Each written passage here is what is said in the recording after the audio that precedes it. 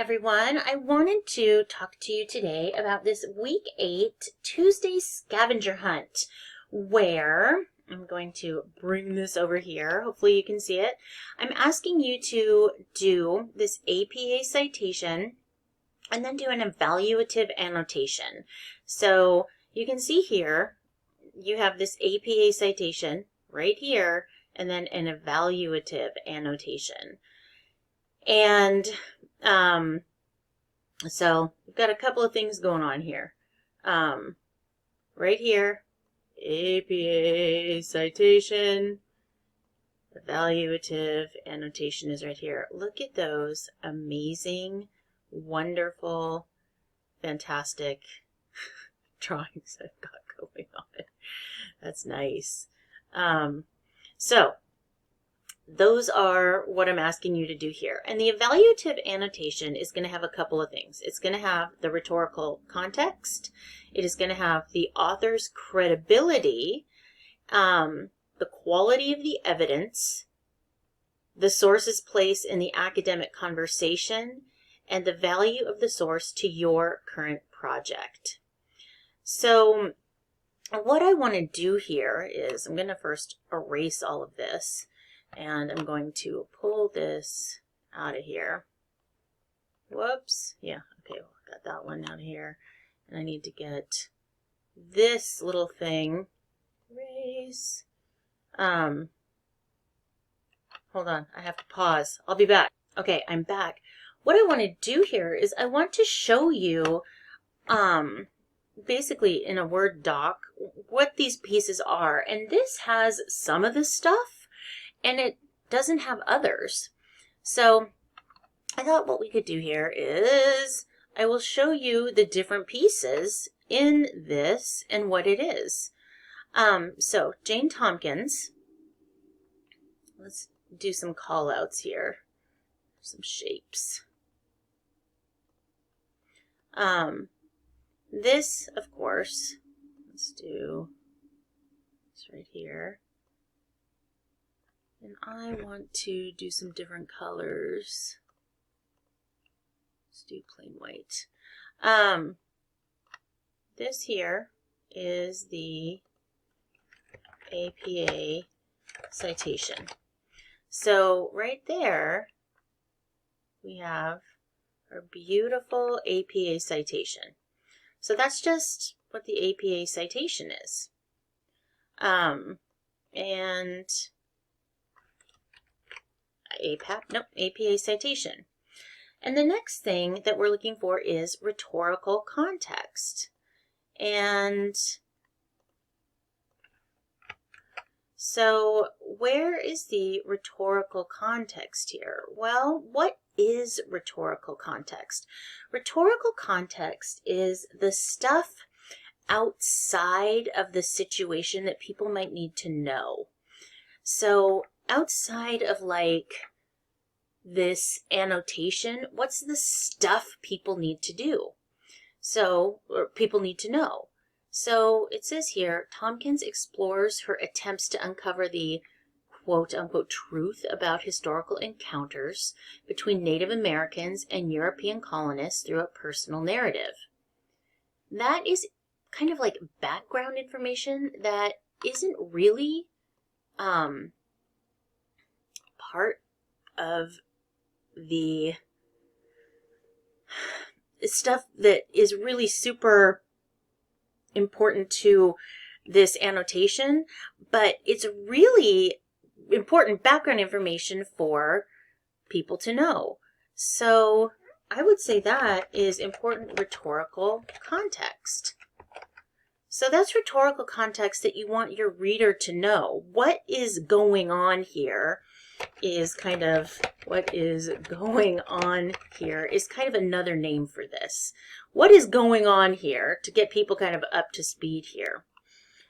The author's credibility. So author's credibility is also known as, why is this person important? What is their credentials?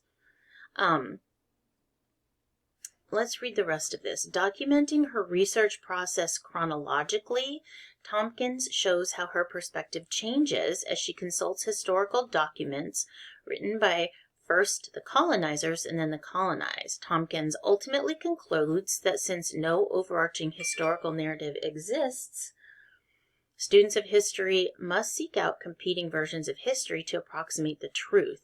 This article represents an important contribution to the field of historiography and will figure prominently in my paper's methodology section. Well, I don't really see a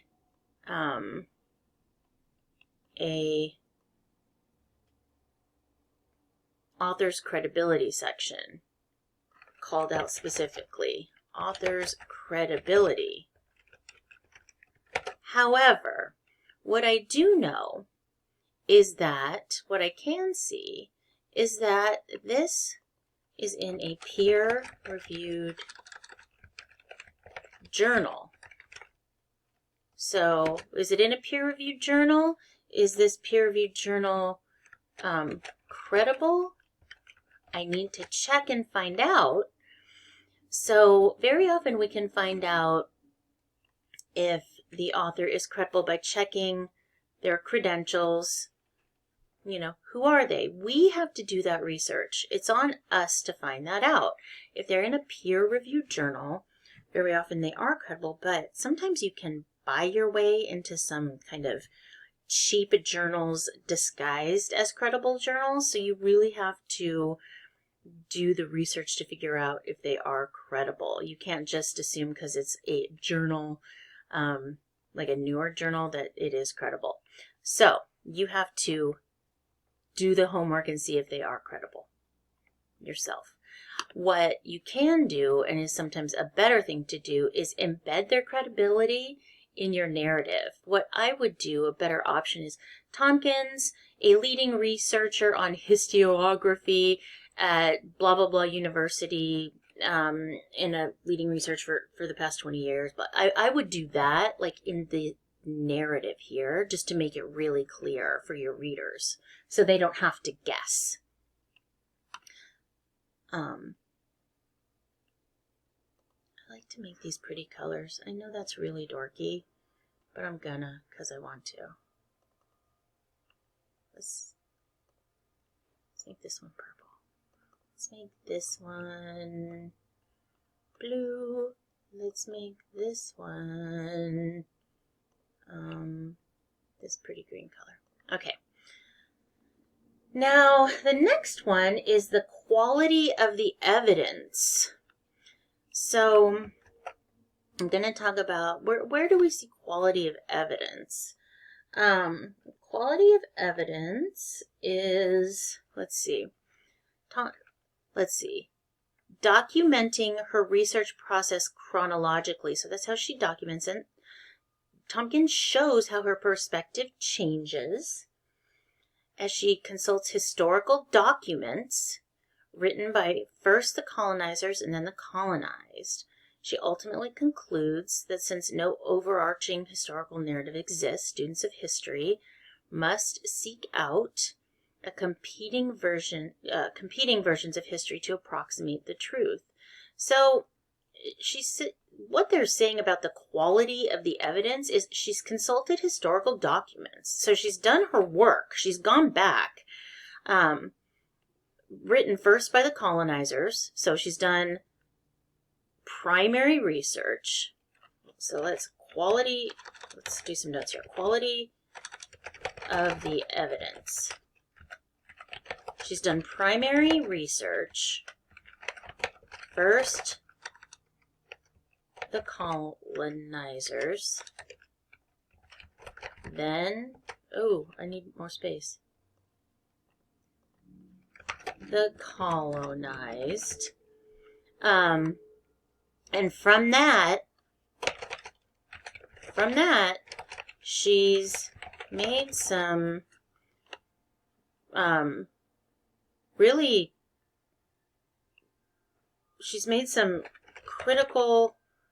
she's done some critical thinking.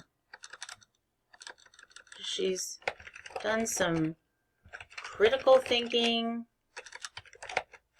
and made some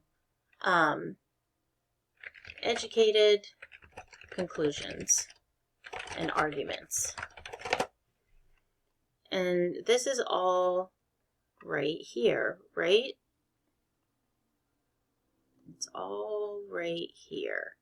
That is where that talks about the quality of the evidence. She's really gone back, she's taken her time, and she's discussed quality of the evidence. I'm going to make this, what color do we want to make this?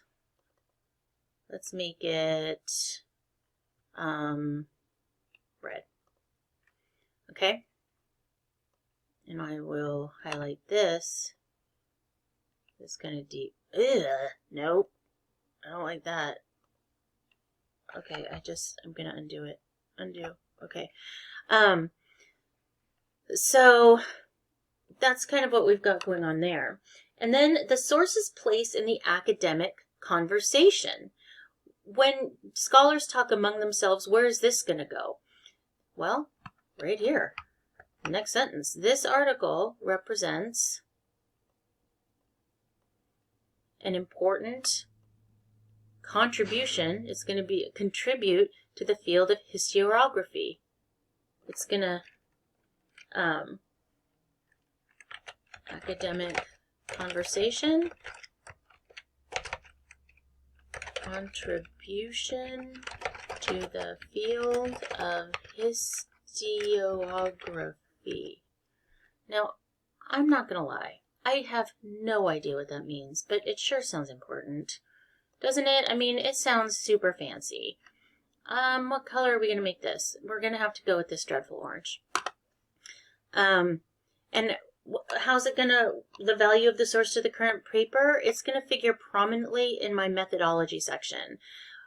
In our papers, we're not going to have a methodology section. You know, we have three sections. In your papers, you're kind of going to be thinking ahead to your own argument, which is your next paper. So you can say something like, I think this might work for the argument I'm going to be making that we should have reform in King County juvenile justice. You don't have to have this really, super well thought out because you haven't even done your arguments yet. But, oops, the value of the source to my current project. So, but that's where you kind of want to be going with this. You want to think about, ooh, let's do pretty, ugh, I don't like that. It all looks like trash. Okay, so I hope that this kind of helped you in breaking down the different pieces of the evaluative annotations. It's really short, an evaluative annotation. You're going to be doing one for each of your sources. Remember, you're going to do 5 sources, and I hope that that helps.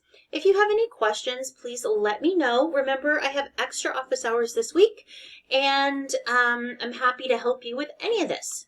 I hope that you have a great day. Bye.